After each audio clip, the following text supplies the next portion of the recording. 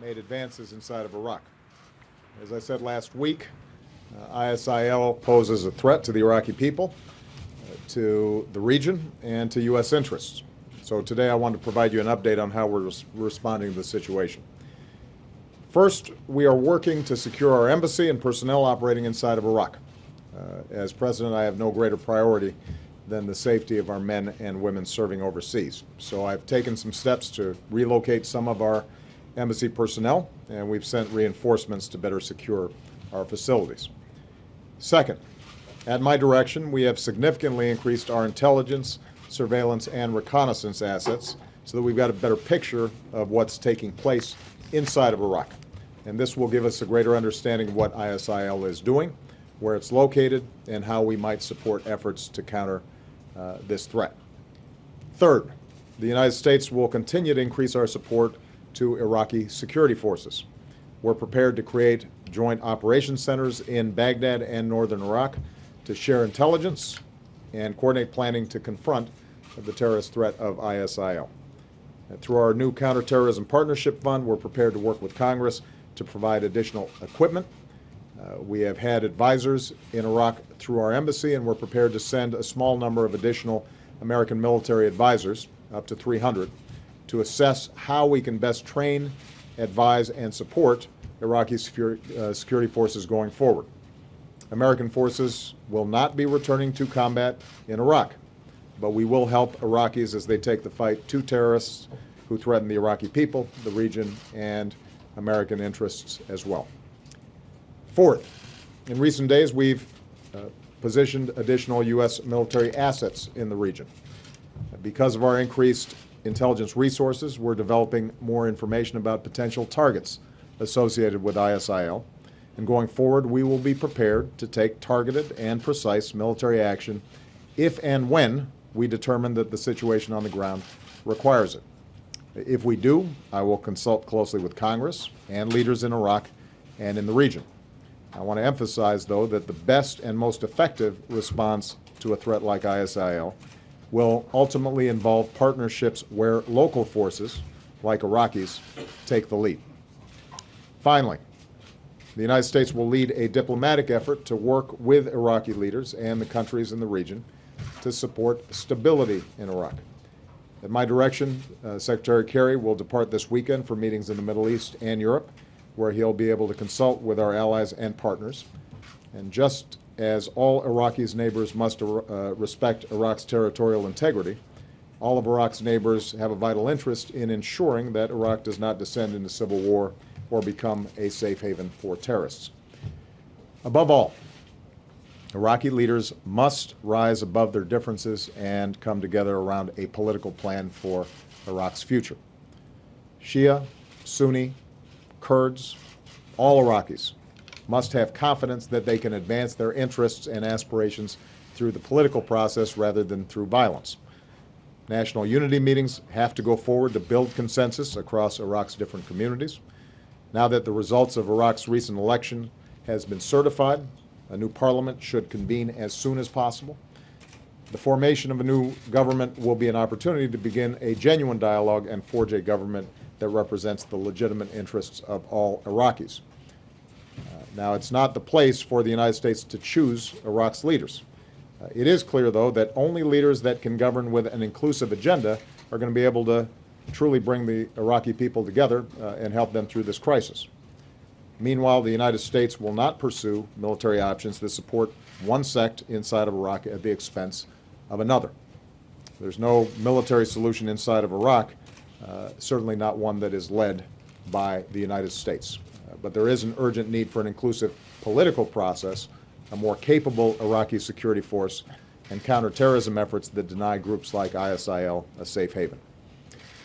In closing, recent days have reminded us of the deep scars left by America's war in Iraq. Alongside the loss of nearly 4,500 American patriots, many veterans carry the wounds of that war and will for the rest of their lives. Here at home, Iraq sparked vigorous debates and intense emotions in the past, and we've seen some of those debates resurface. But what's clear from the last decade is the need for the United States to ask hard questions before we take action abroad, particularly military action. So the most important question we should all be asking, the issue that we have to keep front and center, the issue that I keep front and center, is what is in the national security interests of the United States of America. As Commander-in-Chief, that's what I stay focused on. As Americans, that's what all of us should be focused on. And going forward, we will continue to consult closely with Congress. We will keep the American people informed. We will remain vigilant, and we will continue to do everything in our power to protect the security of the United States and the safety of the American people. So with that, I'm going to take a couple of questions. I'll start with Colleen McCain-Nelson of the Wall Street Journal. Thank you, Mr. President. Do you have any confidence in Prime Minister Maliki at this point, and can Maliki bring political stability to Iraq? As I said, it's not our job to choose Iraq's leaders. Part of what our patriots fought for during many years in Iraq was the right and the opportunity for Iraqis to determine their own destiny and choose their own leaders. But I don't think there's any secret that right now, at least, there is deep divisions between Sunni, Shia, and Kurdish leaders.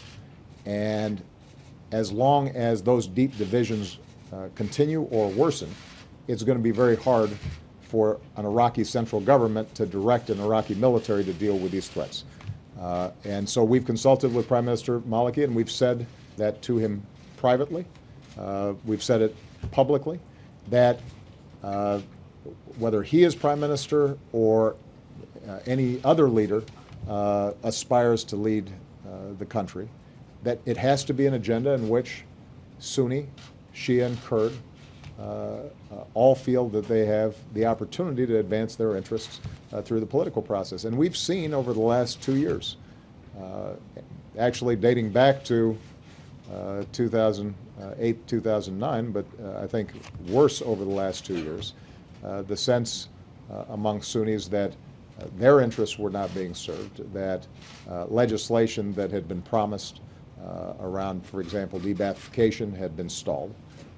I think that you hear similar complaints that the government in Baghdad has not sufficiently reached out to some of the tribes and been able to bring them in to a process that gives them a sense of being part of a unity government or a single nation state, and that has to be worked through. Part of the reason why we saw better equipped Iraqi security forces with larger numbers not be able to hold contested territory against ISIL probably reflects that lack of a sense of commitment on the part of Sunni communities to work with Baghdad, and that has to be fixed if we're going to get through this crisis. Jim Acosta. Thank you, Mr. President. Americans may look at this decision that you're making today as a sneak preview of coming attractions, that the number of advisors that you're planning to send in may just be the beginning of a boots-on-the-ground scenario down the road. Why is Iraq's civil war in the national security interests of the United States, and are you concerned about the potential for mission creep? I think we always have to guard against mission creep. So let me repeat what I've said in the past. American combat troops are not going to be fighting in Iraq again.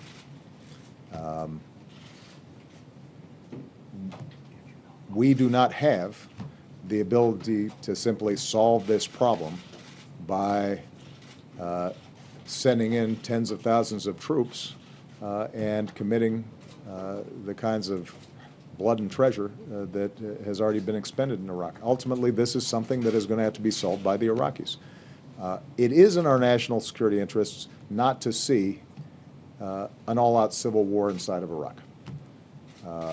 Not just for humanitarian reasons, but because that ultimately can be destabilizing throughout the region, and in addition to having strong allies there that we are committed to protecting, obviously, issues like energy and global energy markets continues to be important.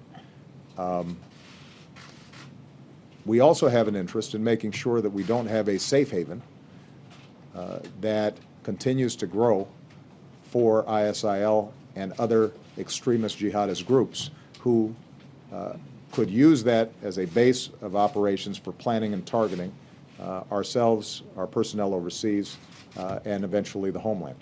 And if they accumulate more money, they accumulate more ammunition, more military capability, larger numbers, that poses great dangers not just to allies of ours like Jordan, which is very close by, but it also poses a great danger potentially to Europe and ultimately the United States. We have already seen inside of Syria or groups like ISIL that right now are fighting with other extremist groups, or an Assad regime that was non-responsive to Sunni majority there, that has attracted more and more jihadists or would-be jihadists, some of them from Europe. They then start traveling back to Europe, and that over time can create a cadre of terrorists that could harm us. So we have humanitarian interests in preventing bloodshed. We have strategic interests in stability in the region. We have counterterrorism interests.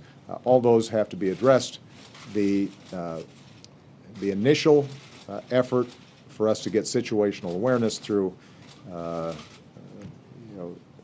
the reconnaissance and surveillance that we've already done, coupled with some of our best people on the ground doing assessments of exactly what the situation is, starting, by the way, with the perimeter around Baghdad and making sure that that's not overrun. That's a good investment for us to make, but that does not foreshadow a larger commitment of troops to actually fight in Iraq. That would not be effective in meeting the core interests that we have. Just very quickly, do you wish you had left a residual force in Iraq? Any regrets about that decision in 2011? Well, keep in mind, that wasn't a decision made by me. That was a decision made by the Iraqi government. We offered a modest residual force to help continue to train and advise Iraqi security forces. We had a core requirement, which we require in any situation where we have U.S. troops overseas, and that is that they are provided immunity at the since they are being invited by the sovereign government there, so that if, for example, they end up acting in self-defense, if they are attacked and find themselves in a tough situation, that they're not somehow hauled before a foreign court. That's a core requirement that we have for U.S. troop presence anywhere. The Iraqi government and Prime Minister Maliki declined to provide us that immunity. And so I think it is important, though, to recognize that despite that decision, that we have continued to provide them with very intensive advice and support, and have continued throughout this process over the last 5 years to not only offer them our assistance militarily, but we've also continued to urge the kinds of political compromises that we think are ultimately necessary in order for them to have a functioning multi-sectarian democracy inside the country. Juliet